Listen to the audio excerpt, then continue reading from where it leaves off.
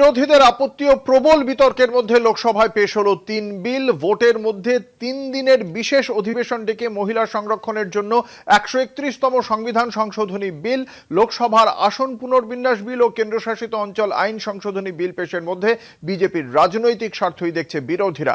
কেন চলতি বছরের জনগণনা শুরুর পরেও ১৫ বছর আগের জনসংখ্যার ভিত্তিতে আসন পুনর্বিন্যাস, কেন জাতিগণনা এড়িয়ে তাড়াহুড়ো করে বিল পেশ, কেনই বা মহিলা সংরক্ষণের সঙ্গে আসন পুনর্বিন্যাসকে গুলিয়ে দেওয়া, প্রশ্ন বিরোধীদের। ২০২৩ সালের সেপ্টেম্বর মাসে নারী শক্তি বন্ধন অধিনিয়ম বিল পাশ করিয়েছিল মোদী সরকার। বিল মোতাবেক লোকসভা ও সব রাজ্যের বিধানসভার ৩৩% আসন নারীদের জন্য সংরক্ষিত হবে এবং ২০২৬ সালের জনগণনার ভিত্তিতে আসন পুনর্বিন্যাস করা হবে। সেই মতো গত ১ এপ্রিল থেকে দেশ জুড়ে শুরু হয়েছে জনগণনা। কিন্তু তা শেষ হওয়া পর্যন্ত অপেক্ষা না করে কেন দুটি পৃথক বিষয়কে জুড়ে চটজলদি বিল পাশ করতে চাইছে কেন্দ্র, তা নিয়েই প্রশ্ন তুলেছে কংগ্রেস, তৃণমূল, এসপি, শিবসেনা ও ডিএমকে সহ একাধিক বিরোধী দল। সংসদের রণকৌশল ঠিক করতে বুধবার বৈঠকও করেন বিরোধীরা। বৃহস্পতিবার কোচবিহারে প্রচার সভা থেকে এ নিয়ে তোপ দাগেন মমতা। দুটো মহিলা আর ডিলিমিটেশন একসাথে হতে পারে না। মহিলা বিল আলাদা বিল, ডিলিমিটেশন বিল আলাদা বিল। এটা আপনাদের ভোট কাটবার যাদের ভোটও আছে এবং এনআরসি করার একটা চক্রান্ত এবং পরিকল্পনা। কংগ্রেসের তরফে রাহুলের বক্তব্য সহ ভিডিও পোস্ট করা হয়েছে সমাজ মাধ্যমে।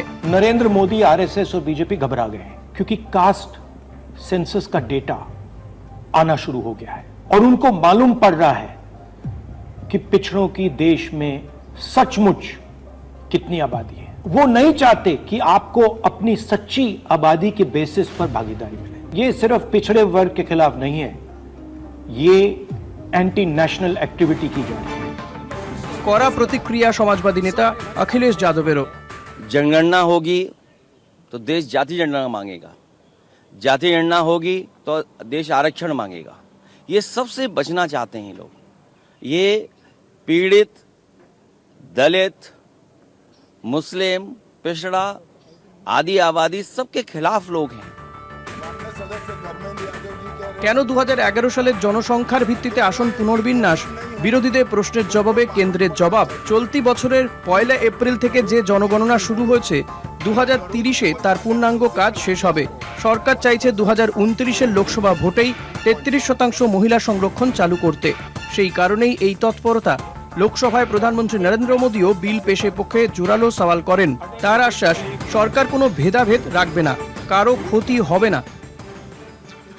ये निर्णय प्रक्रिया किसी के साथ भी भेदभाव नहीं करेगी।